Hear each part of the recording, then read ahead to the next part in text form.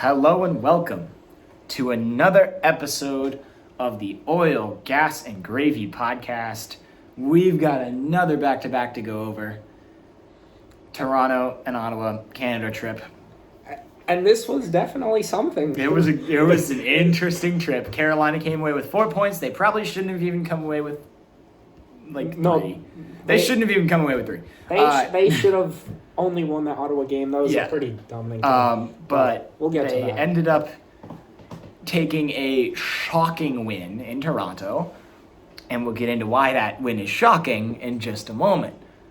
But you come away from the Canada trip on the road, got 2 points in both games, and you go into New York to play the Islanders next. That game is on Tuesday. It is on Tuesday, and they're coming off a tough loss to the Rangers. And the Sens. And the Sens, you're right. They just played the Sens earlier. Brady Tkachuk scored the overtime winner in that game. So both Carolina and Ottawa were on the back-to-back tonight. And they both played the first game of their back-to-back last night. And let's get into Carolina's first game, which was against Toronto. So, yeah. Let's talk about it. Honestly, I think you can't really say it was a bad first period. The first period was fine. It was a good first period, no scoring.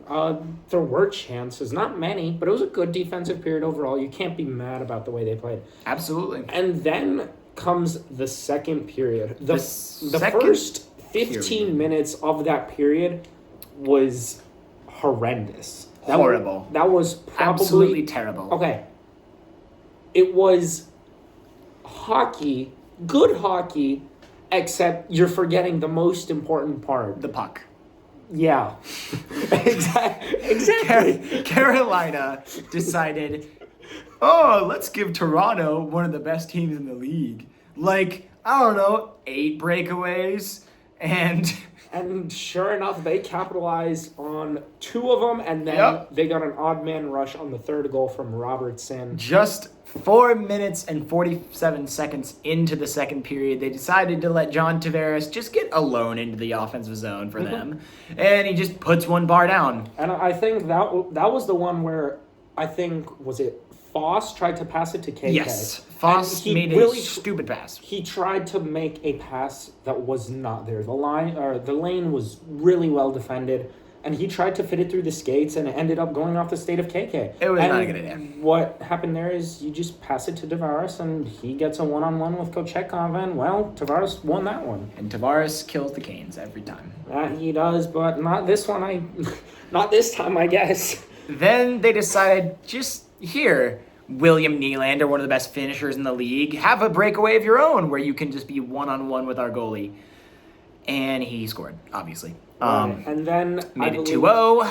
The third goal, we had Liljegren. He was streaking into the zone. And Tavares. Was it Tavares? It was Tavares. It was Liljegren passing to Tavares, streaking into the zone, and then Tavares drops back to Nicholas Robertson, who finishes.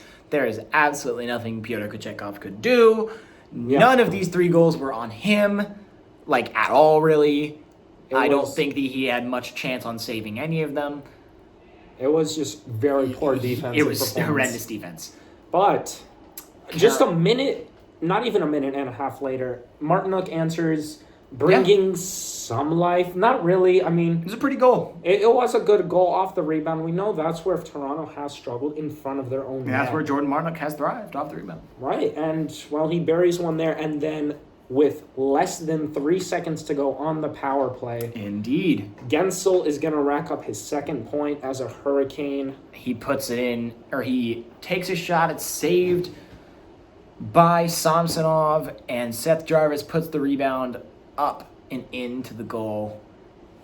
And it was after that, you'd think... After a horrible period, Carolina is only down 1, 3-2, going into the third. And the third did not start off super well either. No, honestly, it started off really well. Momentum was here in the Canes' possession. At that point, you'd scored the last 2 goals. Carolina had momentum, and then they decided to do what they done the entire game and gave a breakaway, and David Kumpf scored, and then all the momentum went away. Yeah, and then it was just a stalemate at that point. Yeah. The teams, Carolina would get it in the zone, Toronto would shoot it out.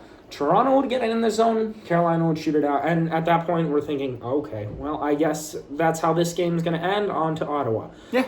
But Rod the Bod pulls the goalie. Not even that. He makes some really significant line changes. Oh, he did. He basically, the lines were shuffled. I believe Jarvis was on first line. It was Jarvis, Aho, Gensel. Yes. You had, who else? He reunited Stahl, Foston, Martinuk. He had Evgeny, Svechnikov, and Natchez. Natchez, yes. And then he kept KK, Lemieux and Nason. Nason together, yes. Yes.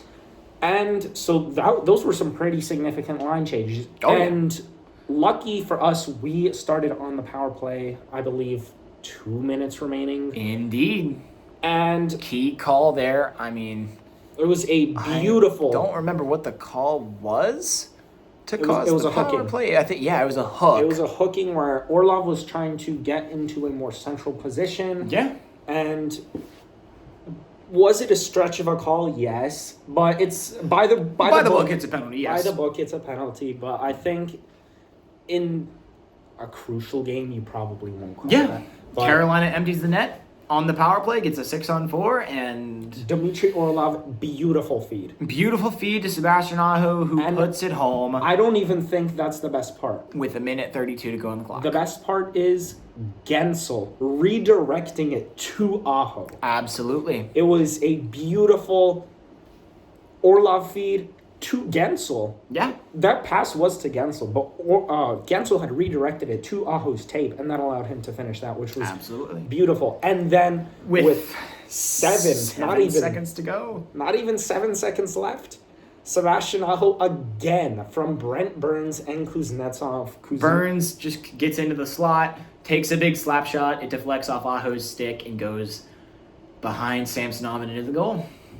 And that redirection was beautiful. I mean, it was off the heel of his own stick. Indeed. And I think the worst part is Aho had just been shot by an Evgeny Kuznetsov slap shot, like 15 seconds beforehand. Indeed. And Brent Burns, right afterwards, wired a slap shot that almost decapitated Aho. That's true. So Aho was like scared for his life out there. But then Carolina ties the game and goes into a completely undeserved overtime with a completely undeserved point. And this overtime, it was shaky. It was. I mean, we controlled early. I really liked our control, but then Natchez. Toronto is fantastic in overtime. That they are. Nylander, Matthews, Kampf, the entire roster. Domi, everyone on their team is playmaker, it feels like. It definitely. And we controlled the early portion of overtime where I believe, what was it, Natchez, he streaks into the zone. Leafs cause a turnover, but then they turn it over right back. This allows for Marty Natchez to kind of have a mini 2-on-1 with Aho. Yeah. But what he does, really smart, Aho is well defended. So what he does, he drops it back to Slavin, taking the safer play, allowing Slavin to get into the slot to a prime shooting position. And Slavin just misses, just barely. No, it's not that he missed. It was a great save by Samsonov. Yeah. It hit off the stick, and he lost the stick. That's how powerful that shot was. Yeah. The stick flung out of his hands. And then after that, it felt like, I believe there was 1-2-on-0 that Evgeny and Svechnikov had. Which, I mean, Evgeny, I don't hate it. He decided to pass it, but he should have shot it. Other way around. Oh, yeah, he shot it, but I actually didn't. I didn't hate it. I feel like I didn't hate the pass. Or I didn't hate the shot. No, you didn't, because, I mean, with a 2-on-0, especially in overtime. Samsonov played it really well. No, Samsonov did play it really well. He didn't entirely seal the post, I believe. I talked about this with Martin and the Columbus Blue Jackets. When you have an odd man rush so significant like that, you can't really play the shot. You need to cheat a little bit to the pass, and I feel like that's what Samsonov did. Yeah. But lucky for him, he played the shot really well, and Evgeny did not get the equalizer, but then some beautiful opportunities by Toronto, and beautiful. Draws a penalty from Carolina, and I believe it was Gensel? It was penalty, yeah. Gensel for slashing And, on the boards. Indeed, it was the right call. So Carolina goes on the 4-on-3 Penalty kill. And which Toronto had in some. overtime, it's nerve-wracking. And Toronto played it really well. They did. I believe we only got 2 clears. Yeah. And one was off the face. But Carolina somehow gets an amazing kill. And Pyotr Kochetkov, we cannot discount some of the saves. Oh, absolutely. Pyotr Kochetkov, I don't think any of the 4 goals that he allowed are his fault. No, I wouldn't say so. I think that one kick save he made, Jacob Slavin had attempted Oh my goodness, what a kick save. Jacob Slavin attempted to bat the puck with his hand. And, I mean, it doesn't help that Jacob Slavin is also wearing black like the puck. Yeah. So the puck is black, so it blends in with his uniform. Yeah, but he saw the puck through the black uniform, and the worst part is Kochetkov was on his way moving left, as if the bat didn't happen, but it went right onto a Toronto stick, leaving the net wide open. Yeah. And Kochetkov somehow slides over and makes a brilliant kick save. Yeah. And that's Carolina gets to the shootout. And so what we've all been waiting for, Evgeny Kuznetsov. Unfortunately, I believe he shot a little late, but I mean, We saw the Kuzi slow grinding penalty shot, and it was a beauty. It was. I think he shot a little bit late. A little bit late. Which is fine. But I think he was not the star of the shootout. You know who was? Pyotr Kochetkov. What? I mean, first off, he makes 2 beautiful saves against Nylander and Matthews. I think, the Matthews save especially. Matthews made a really, really convincing move to shoot it off the bat. does not bite. He doesn't. The patience from Pyotr was impeccable. Just seals off the post, and there's nothing Matthews could have done. Yep, and then his 3rd save. Against Max Domi, Pyotr Kochetkov. It was a beauty. Beautiful poke check. Honestly, one of his best. Doesn't get a tripping penalty called. I mean, it was an absolute beauty. And then in the final round of the shootout, Jake Gensel puts one 5-hole on Ilya Samsonov, and the Carolina Hurricanes get 2 points in a game where they should have gotten 0. Yeah, basically, that about sums this one up. Yeah. I'm still very shocked about how it all went down. And honestly, there were only 3 players on our team, I believe, that were in the plus category for that game. 4, actually, now that I'm looking. Brady Shea, Sebastian Aho, who else? Marty Necas, and Evgeny Kuznetsov. Yeah. I mean, granted, we did have 2 power play goals, so that does factor in. Indeed. But this was overall a really sloppy game. This made us nervous for today's game, which... Certainly. And actually, Money Puck did say that Carolina had a better chance of winning the Cup if they lost this game against Ottawa, because it would have given them a lower chance to win the division. And I don't think Money Puck thinks that going against the Lightning in the first round is a good idea. I mean, definitely. The Lightning in the first round have been a threat. But I don't want to face them. I also don't want to face them. However, it would be really, really nice to get that validation to be better than the Rangers. I think we are better than the Rangers. I think the Carolina Hurricanes, in a series, at this point, win a series. 7-game series with the Rangers in 5. That's a stretch. I think it's in 5. All right, so we have one delusional podcast host here. But anyways, let's move on. I could be convinced about 6. 7. No, that is no, going it doesn't to go to 7. 7. It doesn't. It absolutely goes to 7. No. With the way Mika has fallen off. You mean the goal he scored today, the beauty? He has been a little snake bit lately. Yeah, the Rangers are still flying right now. I can totally live with that, but the Canes are better.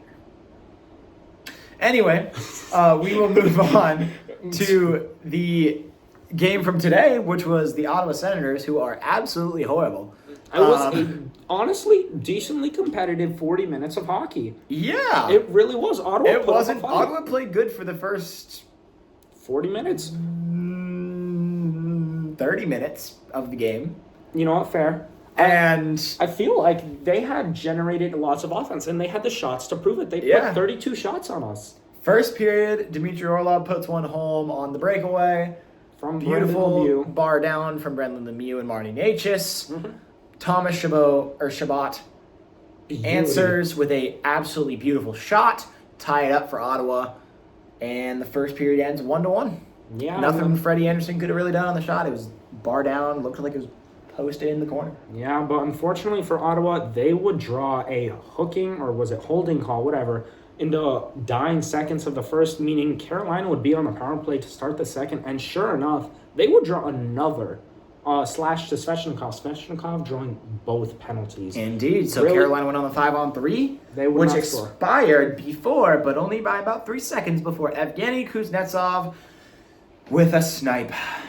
And you know who assisted on that? Dmitry Orlov. Dmitry Orlov getting the secondary assist. Remember that name. Brady Shea. And then again, Ottawa would answer about 3 minutes later. Tim Stützle, absolute beauty. Incredible move. On Chatfield. Gets into the slot. On Jalen Chatfield, of all people. Gets into the slot and just wires it right into the corner of the net. I mean, it was a beautiful shot. It was a great screen, great shot, great move by Stützle. You really can't say anything bad about the Canes there. Yeah, and Tim Stützle's an amazing player. Mm-hmm. He's probably Ottawa's best player. Honestly. I would rather have Tim Stützle than Brady Tkachuk. I think anyone would. But and also just because Brady Tkachuk is annoying. Yeah, definitely. And he looked stupid in this game. He was made to look stupid by a lot of Carolina players. But Seth Jarvis, for the second time in 2 days, puts one in the back of the net. And in the dying minute of the second period. It was a beauty goal. Jake Gensel feeding it to Aho. Aho makes a beautiful pass to Seth Jarvis, who has a wide open net. Forsberg was caught completely unawares. I don't think it was a beautiful goal. I don't think you can blame Forsberg for that one. That was simply just Aho making a beautiful, and I mean, picture perfect pass. Yeah. It doesn't get better than that in terms of assists. Indeed. Carolina then. Jake Gensel, he's going to rack up his 3rd point as a Hurricane. And then going into the 3rd period, Carolina up 3-2. Jalen Chatfield gets into the slot and slaps one home. He does. And from Sebastian Aho and Dmitry Orlov. Yeah, for sure. Sebastian Aho at this point has 2 assists, which really good. And then I believe not even 3 minutes later, Dmitry Orlov again. His slapper. Second goal of the game. This one is a slap shot. Posting in. Yeah, it was a pinger. It went ding from Andrei Svechnikov and Evgeny Kuznetsov were credited with the assist. So this means that Kuznetsov had a multi-point game. Again. Not again. This is his first multi-point game. With the Canes. With the Canes, yes. But he has had plenty in his career. Correct. And then, not even 2 minutes later, Jake Gensel gets his first goal as a Hurricane on the breakaway, gets one-on-one with I believe it was Zub. And he stays on the outside to Zub, just wires it. Toe drag wire, wicked wrister. Above the glove. I mean, Forsberg. That's why Jake Gensel.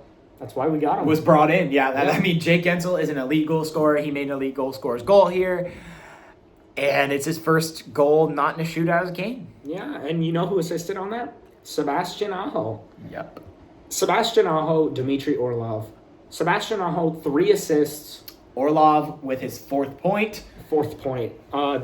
2 assists, 2 goals. What a night for him! And then with about just for the hee-hees and the ha-has. 6 minutes to go in the game. Jacob Slavin, Brent Burns is going to wire one. Lemieux is going to tip it in, and Brent Burns decides to just go throw a random shot in from like the blue line, and it just deflects in off of Lemieux, and 7-2. 7-2. That's your final from Ottawa. Dmitry was looking for that hat trick. Unfortunately, it didn't come, but what a game for Dmitry Orlov. Great game from Orlov. Great game from Aho. Great game from everyone, from honestly. Gensel. Honestly, everyone but the Stahl line. I mean, you can't even say they didn't contribute because they did. Jarvis was not on that Stahl line. I thought they switched him later in the game. Nope. I saw a little bit of Stahl and Jarvis in the same time. Either but way. I could be mistaken. Either way, every line contributed a lot this game. Especially the blue line. The blue line was amazing. The blue line. How many points did our blue line? I believe it was 8 today. It was let's look at it. We had one. It's 3. That's 1, 2, 7. 3. Yeah, no, it's 9. 9 points from the blue line. 9 points from the blue line. 4 of them from Dmitry Orlov. 2 of them from Chatfield. Indeed. That line was +4 for Orlov and +3 for Chatfield. Really impressive play from our blue line here. And then Freddie Anderson. Freddie Anderson broke the 900 again. I mean, he's broken 900 in every game he's played since he's been back. Yeah, basically. He gets a nice little line of 30 saves on 32 shots on goal. That equals out to about a .938 save percentage. You take that any day of the week. Definitely. And now you're coming in for the home stretch of the season. We're playing the Isles on Tuesday.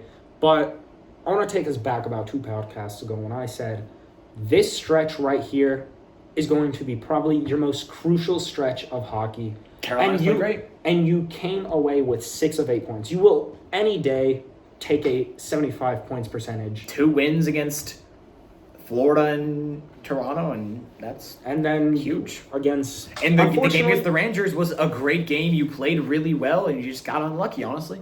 Basically, I mean, you take a 75% points percentage any day. Unfortunately, the 2 points you don't get against the team you really wanted against. Yeah. But still, 6 of 8 points. 2, honestly, one of which against a cup contender, one of which against a probably conference final contender. Actually, no, first round contender in the Leafs. They can't get past that. Why not? Because they just choke all the time in the playoffs. That was the joke. The Leafs like to think that they're a title contender. Yeah, no, but honestly, with the way they've been playing, as long as they don't blow leads... They don't have the goal depth, I don't think. As long as they don't blow leads in the final 2 minutes of a game when you're down, or when they're up 2. Yeah, when you're up 2. Yeah, no, they should be pretty good contenders for the Cup this year. I just don't think they have the goal depth, I'm not going to lie. I don't think that Jones is a good enough backup. And Samsonov has been inconsistent, honestly. Samsonov has been good since his AHL return. I don't think he's been phenomenal, but he's been good. I mean, he wasn't good against Carolina, but... No, he was. He was good for the first part of the game. Third period he was not. But also Carolina just played well. Playing well is a little bit of a stretch there, but... In the third. In the very, very late third. Very, very late third, yeah, for sure. I feel like our puck management was better there. But now we're going to head into New York, play the Isles. Isles coming off a rough 2 games. Yeah. They lost to Ottawa, and then today they lost to the Rags, yeah. Unfortunate for the Canes, looking to claim a 3rd straight division title, or is it 4th? I believe it's 3rd, maybe 3rd. Regardless, I don't remember. Regardless, we are playing 3 divisional opponents in New York, Philly, Washington. Yeah, and once again, the Philly-Washington game, that is a back-to-back. It is indeed. Oh, we play against Philadelphia, then we travel to Washington, where Evgeny Kuznetsov is going to make his return. Indeed. And these are 3 teams that have legitimate playoff aspirations. Washington is just 1 point out of the wild card. Mm-hmm. In the Eastern Conference. And had New York not start playing like they have been playing, they would be. Yeah. Dude, are you good? Yeah. I think 2 days ago, they were in the playoffs as a wild card too. Which... I think they're still in by a point. No. Wait.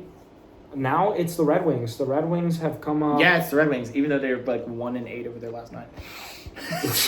Yeah.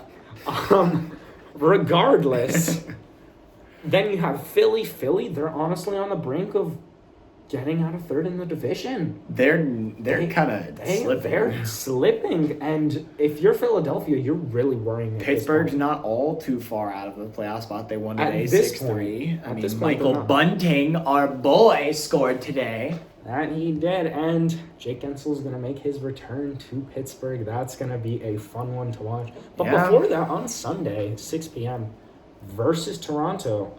I mean, we've already taken the series. It'd be nice to get a sweep, but that for sure, I think the Leafs are going to be looking for vengeance.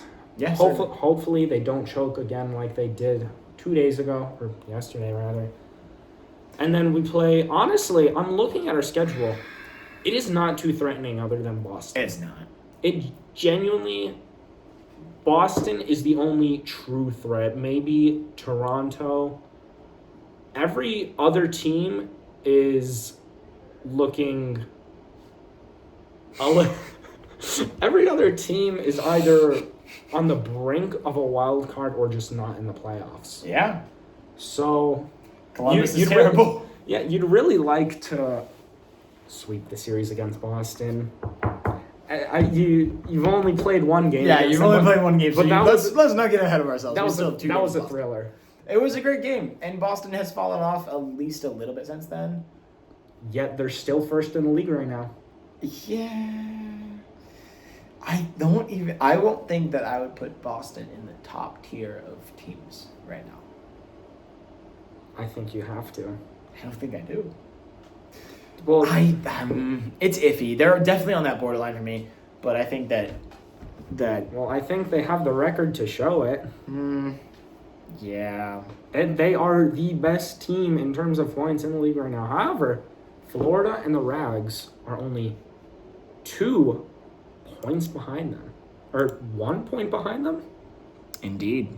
Maybe. I believe they're at 95. You got the Rags, the Panthers at 94. I mean, I do think that... I just think that Florida's better than Boston.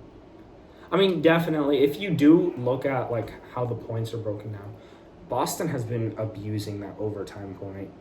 They have been abusing it. 15 overtime losses, including 1-2. I mean, we thought that the Islanders were abusing it, but no. Given the position of Boston, they've been abusing it more. They are the top team in the league, yet we have more wins than them. Yeah.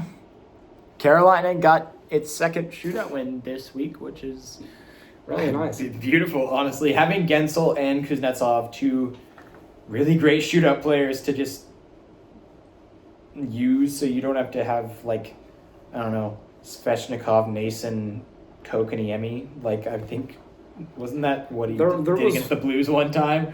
Rod's shootout lineups when he doesn't have someone like Kuzi or Gensel is just so frustrating. I believe there was a shootout where he didn't have Svech or Aho or Tavo until like the third.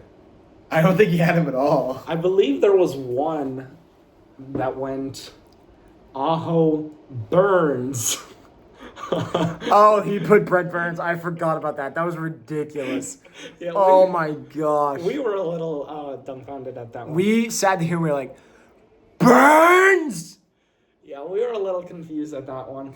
Yeah. But, regardless. We have 3 teams now that have been eliminated from playoff contention. They're all in the Western Conference.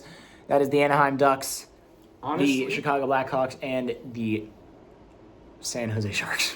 I hate to say this, but I believe just because of how the playoffs are formatted, a legitimate team in the East that is a threat to win the Cup will be eliminated round 1. I hate to say it. Because the top 2 teams in each division are genuinely stacked. And then Toronto. And then Tampa even. I don't think they're contenders for the Cup. They have 78 points. Yeah, however, they beat the Rags. They have 78 points. They beat Florida. They're not doing bad. Tampa is the type of team to be spoilers, I feel like. Maybe. But I mean, I don't think anyone in the Metro except your top two teams is making it far into the playoffs. Honestly, we're the only two teams, the Rags and the Canes, that have a positive goal differential. Yeah, and it's by a lot. And it's by a lot. I believe, let's do the math here. The goal differential between Philly and the Canes is 54 goals. Yeah. And then, honestly, we have a better goal differential than the Rangers by 4. Yeah, no, the Metro's not looking hot other than the top two teams. I think whoever this 2 seed of the Metro ends up playing is going to have a decently... Yeah. I don't want to say easy, but they're going to have an easier... I would rather come in second in the Metro right now than first. Just so we can play a team Philly, like Philly or Washington. Or New York. Or New York, rather than Tampa. Yeah, I don't think that's crazy to say. You look at it now. Washington, if they win 2 games, they are ahead of the Flyers. And that is because Washington has 2 games in hand on the Flyers. Yeah. So... It is interesting to see New York is just a point behind Boston. They're tied with Florida in points. So, I mean, they could win the Presidents. And we're not too far behind New York. We are genuinely a top team in the league. I mean, I think that's been established. I don't think I want to win the Metro. Simply so we don't have to play Tampa? Yes. That's fair. However... If we win the Metro and we also win the Presidents, then... This is a tight race. I'll take the Caps. This is a very... Given I don't think there's really any chance that Carolina wins the President's Cup. I would love to be proven wrong, but I just think that one out of the Rags, Bruins, and Panthers are gonna take it down. I mean, you can't... And I just think the East is more threatening than the West. I think it is. I think that there is really good upside in the West. I think you have 5 teams that I would call elite. And those would be? Winnipeg, Colorado, Dallas, Vancouver, Edmonton. Edmonton, after their streak, has fallen off a bit. They've been good. They're 7-1-2 over Yes, their last 10. No, okay, that's really good. They have points in 90% of their last 10 games. I just... They have a plus 46 goal differential. I think the way I'm looking at it is because of the potential that they had being such a good team, and then out of nowhere, they went from winning 17 games in a row to, I believe at one point they were like 5-5 in their last 10 between now and then. But unfortunately, I want to look at Vegas. Vegas is falling off in the wild card. Vegas is not in the top of their division. They are making a run. Vegas is barely in the wild card by 2 games over St. Louis. This is going to be a tight race in the West. But honestly, it's a tighter race. They could get Vancouver first round would be so much fun. It would be fun. However, I think Vancouver wins that very easily. I just don't think... Hurdle. Maybe Mark Stone back. Oh, yeah, I forgot. Probably not. I forgot that their entire team is on LTIR. It's on the long-term IR because that's how the Vegas Golden Knights... That's how they work the... But anyway, we are taking a long time. So... That we are. I mean, yep. I think we got a good bit of hockey ahead of us. Yeah. 18 games, I believe. To go? No, less than that. We have 14 games left. 14 games left. A good bit of those at home. A good bit of those against divisional opponents. But at this point, I believe we've solidified ourselves as a Cup contender at this point. We've played all the elite teams that we're going to play aside from Boston. And we've shown that we are capable of beating them. Yeah. All right. Well, that'll wrap it up today for this episode of the Oil, Gas, and Gravy podcast. We will catch you after either the game against New York or... No, that's going to have to be then. Probably, yeah. It's going to have to be then. All right. Rangers suck. That they do.